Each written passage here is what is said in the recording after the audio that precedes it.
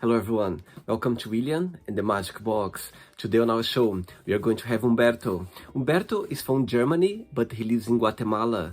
So let's see what Umberto has to say. Enjoy the interview. Hello. Hi, how are you? Hello Umberto, I'm very well. How are you doing today? A part of the struggles with the internet connection, I'm doing great. My God, I love your background. My goodness, what a beautiful weather. Thank you. Well, we're in the tropics, so yeah. Amazing.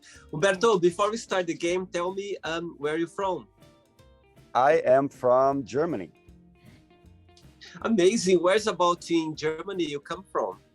Well, I'm from the Stuttgart area, which is like in the south. But I've been living in Munich for the last 12 years. Okay. And now you're living in Guatemala. Now I live in the northern part of Guatemala. That's right. Wow. And why Guatemala? Because of this. I'm surrounded by jungle. It's tropical climate. It's warm all year round almost. Life is so much easier, so much simpler, let's say. Yeah, and I was like kind of sick of the European lifestyle of work all the time and not really like enjoying life as it should be. And so I decided to move here a little more than a year ago. So you've been there for almost 1 year. No, I've come here last year in January. So yeah, it's been more than a year. I see. And tell me, what do you do for a living? Well, that is a difficult question. I do a lot of things because you kind of have to make ends meet here. So I do a lot of graphic design work. I do a lot of web design. I do a lot of packaging design.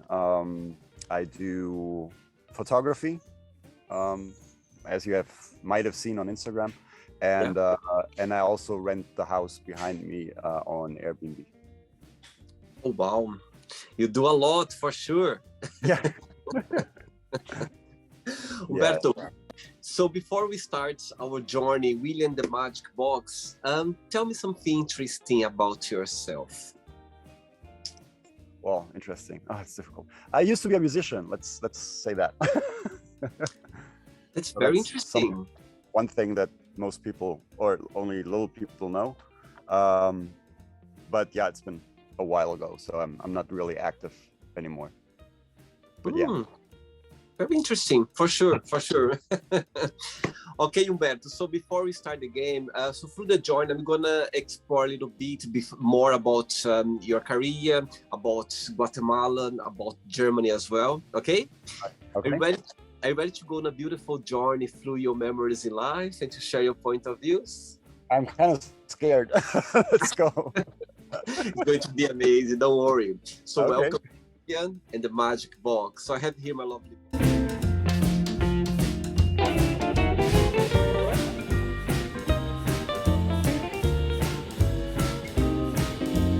full of random fun questions, okay? I'm just gonna play a song now just for us to move a little bit before the first question, okay? All right. Let's do it.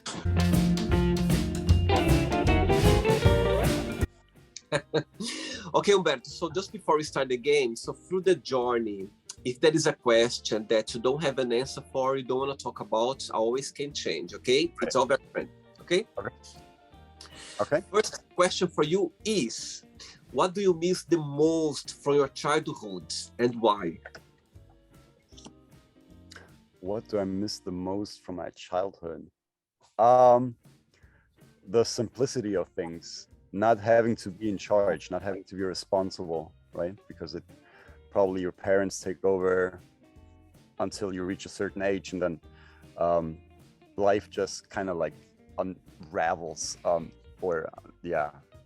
discharges on you, and you have to find your way around and how to cope with things and how to deal with problems and ups and downs. And I think that was before, like when you're a young person and you're naive, everything is so simple, right? You don't think about it twice. And the older you get, it's more like pro and con thing, like kind of fighting with yourself. Is this a good decision to make or not? Or because then in the end, you're the one responsible, right? If I took the decision and it went bad or it didn't work out as I imagined, it's all you. And then you have to kind of, you know, justify why you did the decision, or, well, you know, learn from it and grow, get on with your life and find a way to forget about it, or, you know, I think that's... I totally agree. I think being a child, you don't have much worry about everything. Is much Right. more. You don't think about problems. You don't have like worries in the world or with what's happening. Right. You kind of just focus on your studies or you play, and it's a different life. And do you have siblings as well? I do have a younger brother. I do. I see. Next question. Let's do it. Okay. Before the next question, tell me a little bit about your career as a graphic designer, how everything started. I wouldn't say I have like the typical career as a graphic designer. I've never studied it. I've never went to school to do it or to learn it. Everything is self-taught, and I started in maybe 1998 with that whole like media and you know, internet was coming up, and animations and video and music and picture editing, Photoshop and all that stuff, and I was kind of intrigued about the whole topic, and so I started to work my way through those programs and obstacles until I kind of got good, really good. And back then I was still like working as an electrician. That's my profession. But I got a job offer in Germany from another city, like 400 kilometers away from where I used to live. And they wanted me as a like trainer for multimedia and web design and HTML programming and all that kind of stuff, video editing. And so I took the offer and I started, and I did that for 3 years there, right? But in between doing like personal projects, doing projects for clients, and teaching, I guess I got pretty good at it, and you know, always kept that passion for design and for aesthetics, basically. Amazing. Okay, Umberto, next question for you is, if you could sit down with yourself when you were 13 years old, what would you say? Oh my God. When I was 13 years old, I would probably say, don't worry too much, let it go, and don't think about what people are gonna think. If that makes sense. Totally. Yeah. I think when you are during this age, like the puberty, teenager starting, we have so much we worry about a lot, because your body's changing, a lot of things is changing, and you don't have a lot of answers, so you just start to worry about things. I think it's like the first identity crisis that somebody gets growing up. I love that. So many questions, so many things are changing at the same time, and you're like, what is happening, right? So yeah, it's I mean, and you're naive and not very experienced, and still like very limited to your outlook on things and how things might evolve or decisions might influence your life or so. And then everything is in your head, and too much in your head, I think, as a 13-year-old, or at least I was. But yeah, it's not easy. Absolutely. I think when we look back, we go like, oh my God, if I knew that at that age, it would make a difference. It'd be easier. Yeah. But I wouldn't like to go back. I mean, you know, of course not. Not that I had like any childhood traumas or anything, so I was pretty safe there. But but still, yeah, I think it was a pretty intense time. Absolutely. Next question. Let's do it. Next question for you is, what three things are you most grateful for? Three things I'm most grateful for. My family, obviously. They are the most important part in my life, as in terms of where I am now, in the process of getting here, being able to live this kind of life, and the support they gave me, and the appreciations they have for what I do and how I did it. And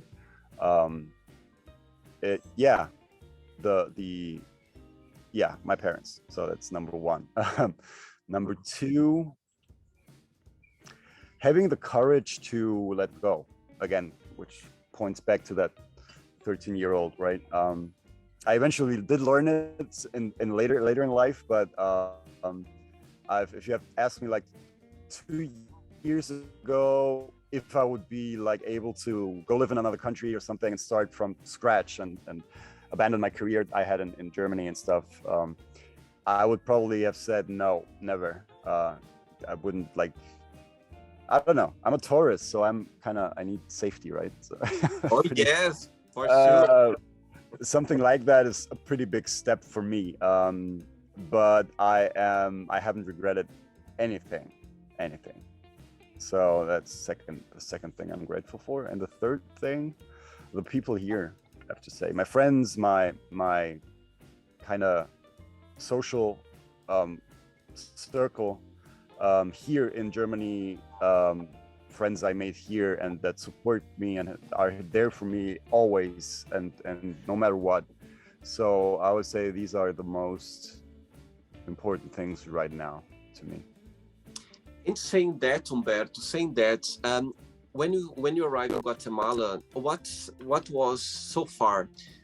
What was the most difficult thing for you to, to adjust, to adapt yourself to the country, and besides the weather, what do you like the most about being there?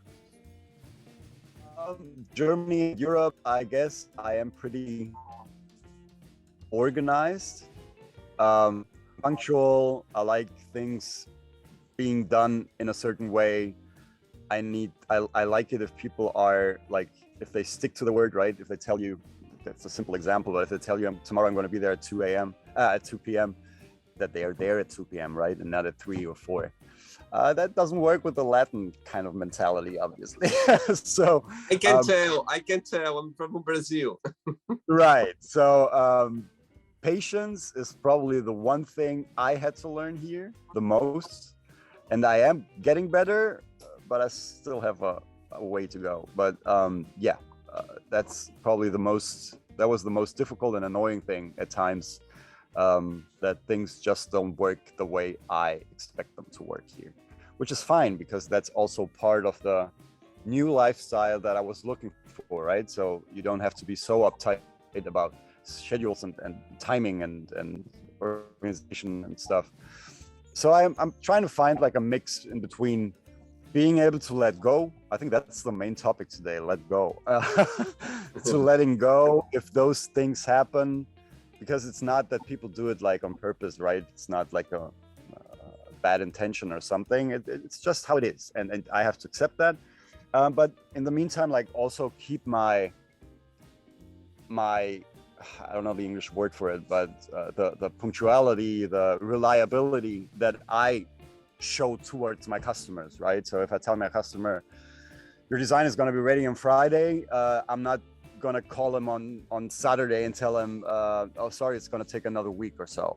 No, that's, for me, it's a big no-no. And I guess that's also like the kind of the recipe for the success I'm having here, that I am more reliable than local people because they have been trained in a different way, or the education is another one, or their mindset is another one. So I'm kind of trying to combine those two positive things, bringing what I learned in Europe or in Germany and trying to integrate it into my daily routine and work here in Latin America. I see. Very good. Next question. All right. Next question, Umberto. What motivates you the most in life? Probably me. Because I kind of like to do things good, right? I don't know if that makes sense. I like, behind me is that shipping container that is my house now, and I had this idea to build something like that long before the idea of coming to Guatemala came, and so I wanted to do as much as I can the best possible way. And so the perfectionist in me is kind of never happy, obviously, because there's always something that I think I could do better. But then you have to like recognize your limitations and yeah, take it from there. But yeah, I think it's probably me that is always trying to push forward, like always trying to stay curious. That's pretty pretty important to me, to stay curious, learn new things, get rid of, like, I don't know, things that I haven't been doing right, and or like changing direction to optimize in every field of life, I guess, in the private part of my life, in the public part, the business part. And so I need to like kind of trying to find ways to express myself in what I do, because I don't want to like go back to a imposed workload, let's say, that I have to do because I have to make money, and even though if I don't like it, I'm gonna have to find a way to motivate me to do it, but I don't like it, right?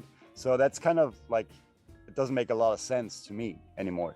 And so here it's more like, okay, you are the designer of your life, and you can choose how you want to design everything, and in a way that makes you happy, that gives you the means to live, right? But still doesn't feel like work, or like you're doing something that you don't like doing. So I don't really like need much motivation, because I just, you know, I'm sitting here on my computer in the jungle, looking on a lake behind you, and there's not more or much motivation needed besides that.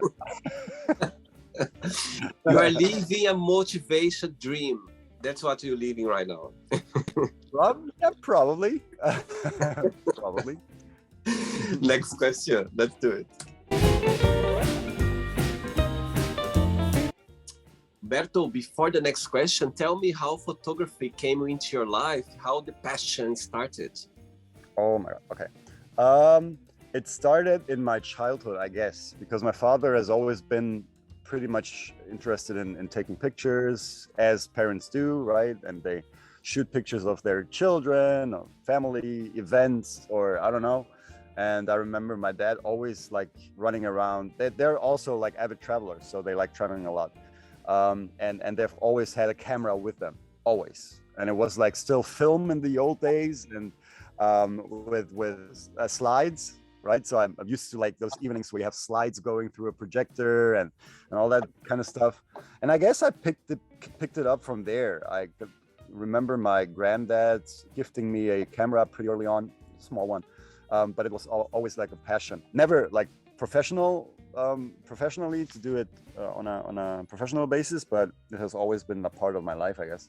And then I started working for an airline in 2005, and started to fly around the world and you know, visit places and stuff. And so I started again to, that passion like came up again, and I took cameras with me that were already digital.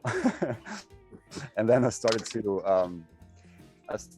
to document my trips and my travels and stuff. And then from there it kind of evolved into friends telling me, oh, your photos are so good, you should sell them, and or try to make some business out of it and stuff. And I never said, I don't know, maybe not, maybe I will. And so bit by bit, like I got into the whole thing, getting trained again by myself on YouTube mostly, self-taught and trying things, experimenting a lot. and that's when I started, I guess. And then the part of photography that you've seen on Instagram is that started in 2012, when I finally brought up the courage to ask somebody to pose for me naked.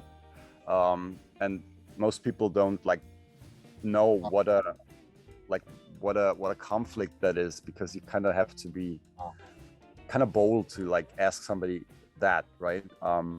But from there it kind of took off pretty much effortlessly, because you started taking pictures, and then friends from the model saw the pictures and wanted to have their pictures taken as well.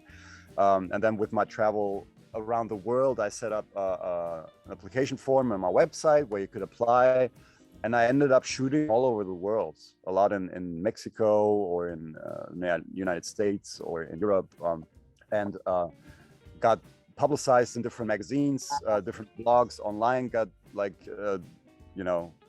caught, no, how do you say that? They saw my work and they wanted to feature me and stuff, and so it got, the ball kept rolling, I'd say. Amazing, very good. And I'm glad that I found you through your job, for your art, because that's the way we connected. That's true. Yeah, that is true. Next question for you is, what gives you butterflies?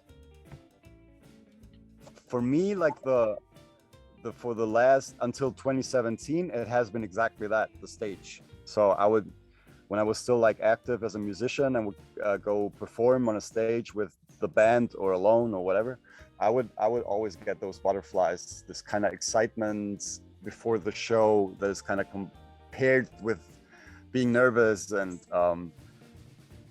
the expectation, how will people react?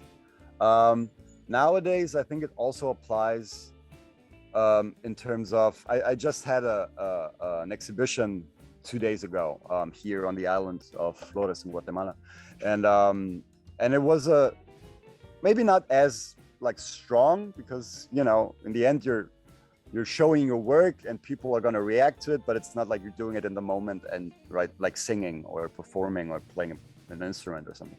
But that is one thing, and the other thing I would say that's kind of equally exciting to me is interaction with strangers that somehow cross your path. And these are things that happen a lot here in Guatemala, because you have a lot of travelers coming through, obviously, and then you meet somewhere.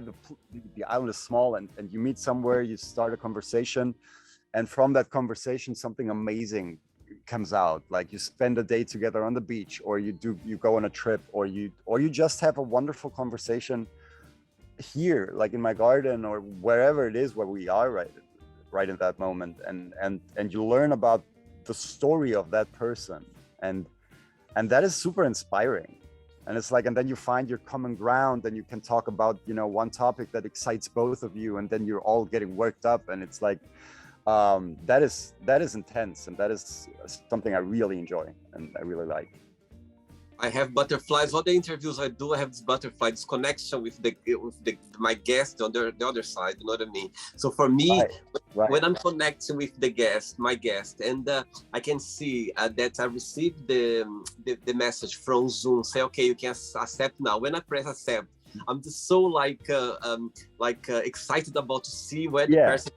When I saw you sitting outside in this beautiful place, I was like, oh my God. And you said you're from Germany. You're like, my goodness. Just everything made very exciting. Everything made very interesting. Do you know what I mean? So I totally understand. I think interacting with people brings this exciting butterflies feeling. Okay. Yeah, totally. Ready for another question? Sure. Let's do it. Did you have butterflies before the interview started?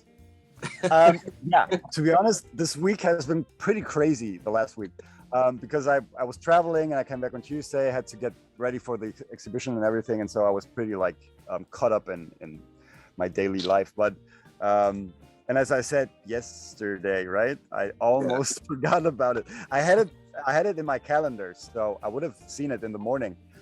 But I wanted to know what the format was about and what the show was about, so I started like looking at some of the footage on your YouTube channel, and I was like, oh my god, I am totally not prepared to the questions that he's gonna ask me. I don't know what's gonna come, but I said I thought it would be exciting because I think the most authentic way to learn about a person is if you ask unexpected questions, right? So, Abs- yeah, that's Absolutely. And I don't, and to be honest, when I invite someone, I don't look too much into their profile, because I like to get to know the person through the interview. That's the right, way. That's the way, as you said before, when you meet someone and you don't know what expecting, and you can right, go for a long conversation, you can go for, you know what I mean, a right, beautiful friendship. Like, you can become best friend, you can become, you know, people that's right. going to be in your life forever. So it's always an open book. When we are approachable, there's always an open book. Everything can True. happen. True. Yeah. Next question for you is, tell me something that you won and how did you win it? Something special. Yeah. Oh, I don't know if that qualifies, but back in '94, I remember we were on holiday in Tunisia with my parents. And it was like some sort of a Robinson Club or something like that, all inclusive with animators and pool party and buffet and all that stuff.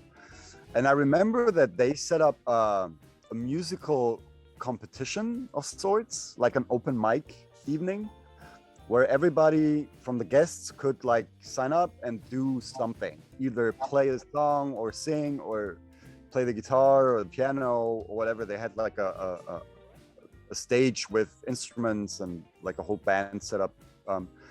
And I remember back then I had already like started to learn to play the piano. I was 14 years old, so I was pretty young. I signed up to play. Like my parents told me, "Do you want to do that? And maybe you could play a song and something." I was like, "Yeah, why not?" So I'm gonna play. Like an Egyptian arabesque on the piano. I don't even know how I decided to do that, but I actually made second place that night, so I was pretty excited. I didn't Wow. win, like but still, like the whole experience was, and I think it's all about experiences. It's not like I don't have to win something. I'm just being there in front of all those people, and they would listen to me and then applaud in the end, right? So that was my prize, and I was super happy. For sure. The Yeah, fact when we went there to do it, you already was a winner. You know what I mean? Just the fact you went there, that's it. You're the winner already. yeah, right, yeah, that's yeah, Right. true. I have 3 questions left for you. Let's do it.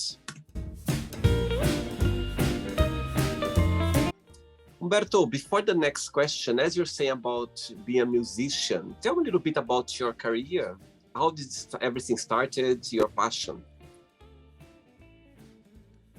Um, Also, my parents, I guess we always had like an electric organ at the house. I remember, and nobody of my parents were like musicians in that sense, but my mom liked to play a little bit, just one-handed and play some melodies and stuff. And so I got into it pretty early, and she would like teach me stuff, and then later I would like the how do you say that? Um, well, the entry point to me into the music world was at school, when we had like a substitute teacher who would play on the piano while singing songs with us with a class, and I would be so fascinated by his playing the piano. And he was young. He was like, back then he was like 30 years old or something. He was just becoming like a teacher, right?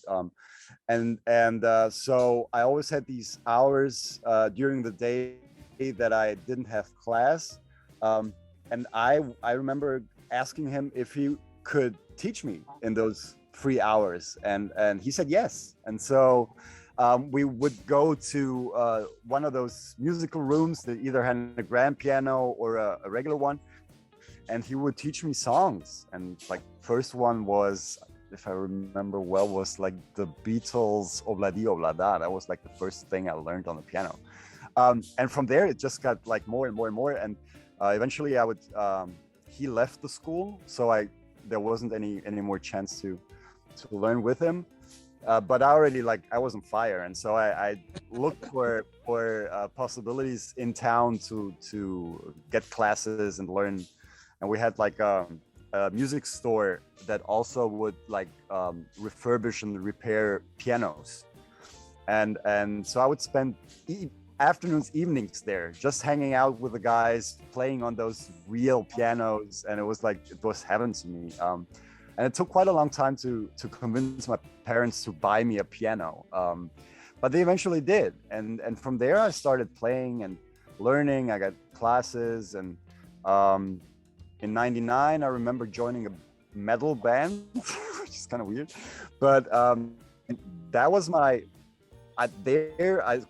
with them I discovered my ability to write songs. And so I started to write songs, I started to sing, and we split up. And so we played a couple of gigs, and I was the keyboarder, pianist for the band. And then after that, I continued solo, and I started writing my own songs and playing my own songs, and posting stuff on YouTube. And I think 2007 I started to open my channel, and I posted covers, originals, simple settings, recorded the video for it. And as I progressed, I would get more fancier and do collaborations in the United States or in, I don't know. And so it was like a really beautiful community forming with artists all over the place, and do stuff online or in real life, meeting up in New York, meeting up in Los Angeles, I don't know, Chicago. And then I went to VidCon twice, I think. It was the first 2 years, of VidCon, I think 2012 or 13, something like that. And I met all those YouTube stars and back then, and it was super inspiring to get to know these people and get to meet up and share a passion. And then I kept releasing albums and singles, and you can still find them on iTunes or Spotify and stuff. And the biggest show, which was one of my last shows, was in Romania. I opened up for pretty famous singers in Romania in front of 15,000, I think. Wow. Yeah, it was an open air concert on the main plaza of the city, and it was amazing. It was like the experience of a lifetime. When do you have the chance to play in front of so many people, right? At least in the B League. If you're an A-lister, it's different. You can fill Madison Square Garden, or I don't know, Abbey Hall or whatever if you're Adele. But and that was pretty special. Although I just played 2 songs as the main act, and then played the piano for the main act. Wow. 2 hours. But yeah, that's my history of my musical history. Beautiful. I'm gonna go to YouTube to check out a little bit. I'm curious now. Okay, I'll do that. I'm gonna send you the link. Next question is, where do you see yourself living when we retire? Here. Simple. Here. You found your place there. You found your spirit there. The place found me. It literally was this way. It has been calling out, and it found me. And yeah. Beautiful, beautiful. I can see by your smile there. I can see it. Yeah. 2 questions left. Let's do it. Sure. But before the next question, tell me, what's your favorite Spanish words that you've learned so far?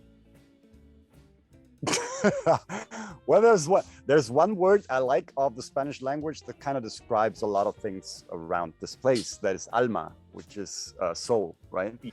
So I like the sound of it. One funny word that people use is fufurufu. Fufurufu. It's very funny, yeah, it's very That's funny. kind of how would you translate? You could talk about people being fufurufu, being like the kind of city people, right? Very chic and very arrogant and like kind of. It's not a good word, right? It's not a good quality. But I like how it sounded. Fufurufu is kind of random. For But me yeah. as well, sounds very funny for And me I don't as know, well. like for Guatemala, I don't know if that's like a general Latin thing or if it's just like a local expression, so to say. I never heard it before, so must be a local word. It's very funny. I love it. I love the sound as well. Right. Next question for you is, what is your favorite weekend activity? Oh wow. It depends on the season, I would say. Since I've been here, it's kind of been hard to keep track of the day of a week, which sounds weird, but when you're like immersed in a project like last year building the home or working as a freelancer for people all over the country, you kind of lose track of where you are in the week, right? So I'm starting to get this sort of discipline to have a work week from Monday to Friday, sometimes Saturday. I'm not going to talk about hours, right? That's a whole other topic, but at least like the days and be present and be conscious about my choice of having a Sunday to just chill and not do anything in terms of work for customers. And when I am, I'm still kind of learning it, but when I rarely can really like switch off that side. There's always like somebody on WhatsApp or whatever that asks something, needs something or whatever. So I can't really like, but I'm gonna have to educate the customers that Sunday is no day. And if I have that sort of mindset, or if I get to it, I kind of like just hanging out here in the garden, either doing some work in the garden, planting, cleaning, whatever, taking care of it. There's hammocks hanging here, so I can do that. And if the climate is right, jump into the lake and swim, and just, you know, Amazing. do something without pressure that I have to be somewhere in half an hour, because that's my usual schedule around the week. I'm always like running around places, but yeah, that's probably it. Beautiful, beautiful. Ready for the last one? Yeah, let's do it. Let's do it. Yeah, let's see if the matchbox left the hardest one for you for the last. Let's see. Okay, let's do it. But before the last question, Umberto, people watch the interview, you know, like in Europe, like in Germany, or anywhere in Europe. Would you like to do the same as you did, to take this step of moving to another country, like a faraway country, you know, like South America, somewhere far away? What would be your best piece of advice for those people? Would you like to help somebody? There's more things to life than work. Just that one thought. I'm probably not gonna change people's minds in Europe. It's probably always gonna be like that. And this pursuit of more and more and more money, what does it give you if you spend your life working 40, 50, 60 hours weeks or more, and then you get to your retirement or whatever it is you do, and then it like you after 2 months you get a heart attack and you die, and you left all this money, and no, it's not for me. I would hope that people in Europe realize that money doesn't buy happiness. It doesn't. Enjoy life, take yourself out of it a little bit from time to time, at least. Take time to enjoy life, take time to do things that inspire you and things that nurture your brain and your mind and your horizon in terms of, you know, the view of the world and things and stuff. And don't overcomplicate your every day. That's basically the message I could give, what I've learned so far. Amazing. Last question for you. Let's do it. Okay. What is your Go ahead. So what is your least favorite chore? Paying bills.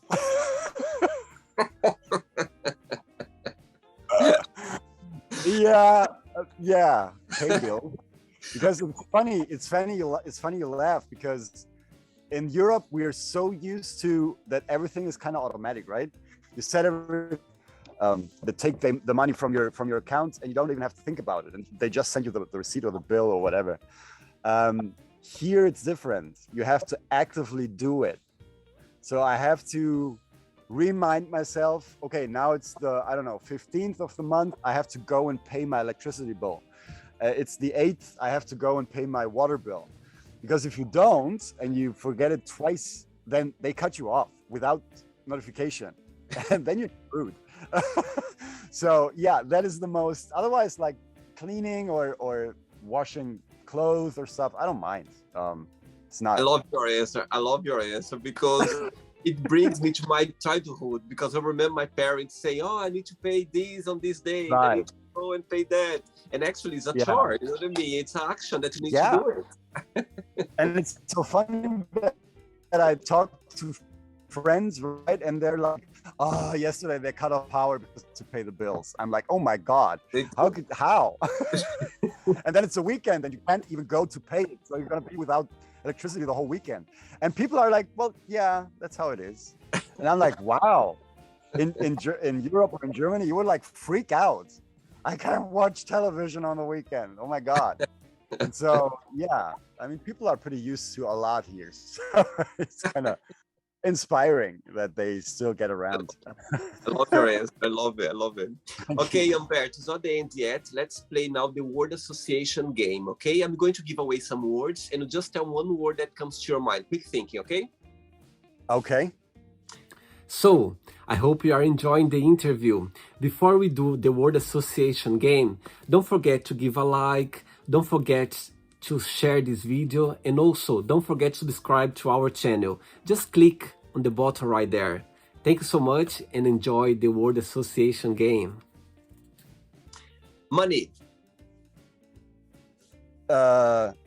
Just being able to survive.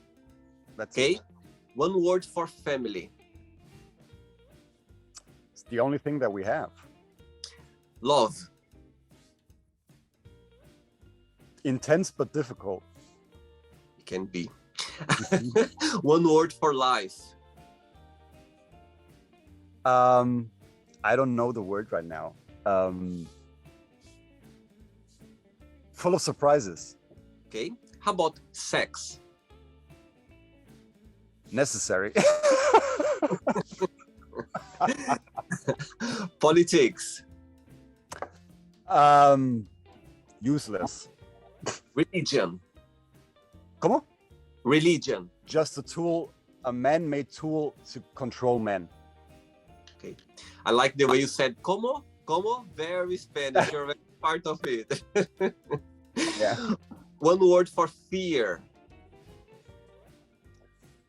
Something to take on. Friendship. Priceless. Desire. Innocent. Regret. Try not to have any. Success. Isn't paired to money or fame. Okay. One word for wish. Wish. Yeah. Make it all work. Happiness.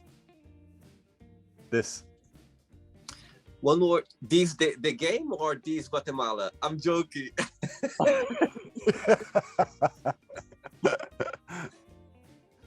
Right. One word for Germany. Not home anymore. One word for Guatemala. The last one. Home. Beautiful. Let's pretend now I'm going to meet your best friend for a coffee, and I'm going to ask your best friend, tell me the most beautiful thing about Umberto, and tell me something that he still needs to improve on, to work on, what he would say, or she would say.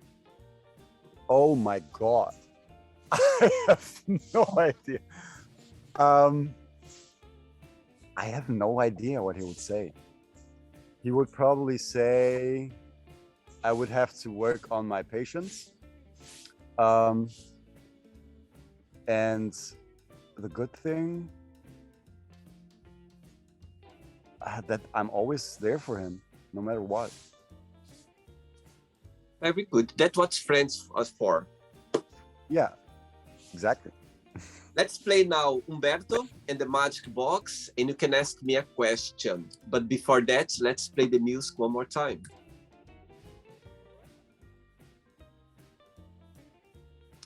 Before you ask me the question, do you come to Germany very often since you left or not? No, I haven't been back yet, but I'm planning to go in April, May. Cool, very good. Now you can ask me a question. Yeah, I have been thinking about that a lot. And actually, I want to know, how many interviews have you done in total? Over 500 people around the globe. Wow. What is the deepest, if that makes sense, the deepest lesson you have learned from any one of them? Like, is there one that like kept resonating after the interview for a long time that you took away? Wow, I love the question. I love the question. Now you put me in the spot. Now I'm gonna have to think because there's so many lessons I've learned. So many lessons. Okay, Umberto. I'm gonna answer two different ways. Yeah, two different ways this question. The first part of it. I think that through I'm not gonna take just one interview because.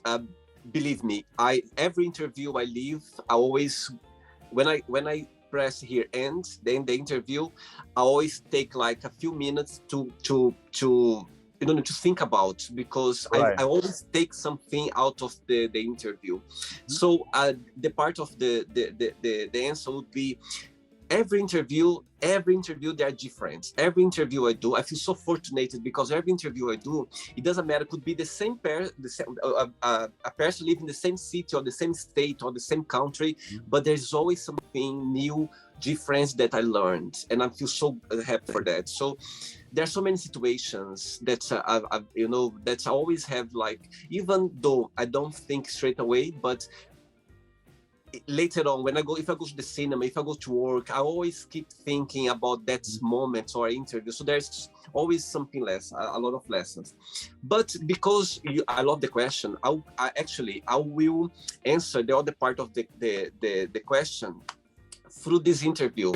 That's since I connect with you so far, and what I've learned through this interview, that since we connected, Umberto, as how much sometimes living in a first world, first world country like Germany, powerful, my God, when you think about Germany, I think people in South America, people in Guatemala would die to live there, would change their life just to live in a country like Germany. What I've learned through this interview since I connect with you is you are such a down-to-earth person.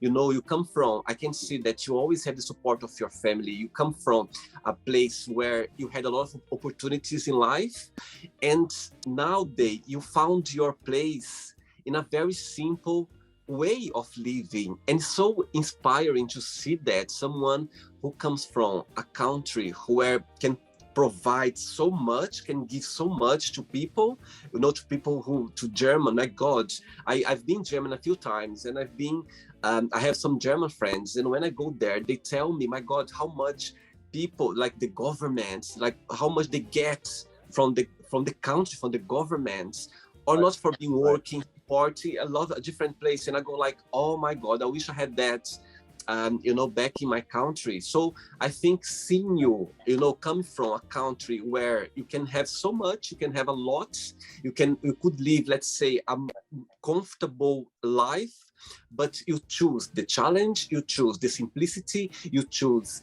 a place where you can connect yourself, and I'm having goosebumps now talking about that. So I think it's the lesson I've learned through this interview is just like sometimes you don't need to be in a like in a very in a powerful place. No, you don't need to be in a place where you can have a lot to be happy. You can live in a simplicity way, even though knowing that you have so much there, but you choose to live in a place where, the simplicity took your heart. This, as you said, the place chose you, the place found you. So right. I think answer to your question, I think that interview made me think that my God, you don't need to be, it doesn't matter where you are, it doesn't matter where, where you come from, it doesn't matter how much support you can have, but where you find your place, the places where your happiness is, where the love is, where the simplicity is. So yes, I would answer this question in this way, in two different parts, and the part about this interview. And I'm so grateful that we connected. I'm so grateful that we found the universe put us together, because first, I didn't know you're German. Second, I didn't know that I was expecting someone from Guatemala. And and it's very inspiring to see someone like smiling, talking about this new life, this journey, this challenge, adjusting yourself to this, new life with no different culture, and it's very beautiful. I think that's why in the end I ask you, if you could give advice for people who watch the interview, would like to do the same as you did, because I found very inspirational and very, inspiring for you to, to leave a country where you could have so much, and you choose the simplicity, and you are living your life. You're living a dream. You're living something that it's visible when you talk about. So yeah, that's my answer to you. Okay, thank you. That's a great answer. That is a great answer. Umberto, did you have a good time? Did you enjoy the interview? Yes, I did. I really did. It was interesting. Thank you. I literally, I could be another hour talking to you. I think it's lovely to see someone happy, you know what I mean, and they enjoying life and express yourself through your art, through your job, through your work. I think it's beautiful. Right. I'm so glad we connected. I'm really, really happy. But before you go, I just would like to say a positive message or a positive quote, something that inspires you in life.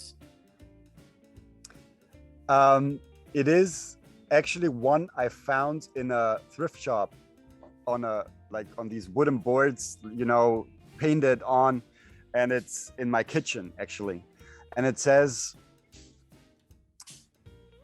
"You don't know how strong you are until being strong is the only option you have." And that is so true, right? So don't limit yourself by thinking, I can't do that. I can't reach that dream or that goal or whatever. Don't ever say that, because then you're putting yourself up for failure automatically. And that's something I've been talking about to a friend last night, actually. And he said, and I told him, if you can imagine it, if you can visualize it, you can do it. And that's it, right? I could, and I did it long before I came here, and everything got reality. And now I'm living that reality, because I could imagine and see me exactly in this place. And I knew how it would feel long before it actually existed. And so that's my advice. Think it, believe it, visualize it, feel it, and then you will be able to do it. My God, I posted a video. Actually, I have a video that I posted on my social media saying exactly the same what you said. Feel it, embrace it, feel it, believe it, you know what I mean? Everything gets together, everything, and it's so powerful because, it's our minds. It's so powerful that if you manage to believe, to trust, to feel it, believe me, you can go anywhere, you can do anything. So it's a beautiful phrase. Thank you so much. Thank you very much. And you keep in touch. I've never been in Guatemala before, but one day if I come to Guatemala, I know who I'm gonna call, who I'm gonna... Let me know, and you're welcome to visit anytime. I will. Thank you so much. Thanks for the interview. Enjoy your day, okay? Thank you, Umberto. Bye-bye. Bye. Bye. Bye. So, did you like the show? Don't forget to give a like, to share it, and also don't forget to subscribe to the channel.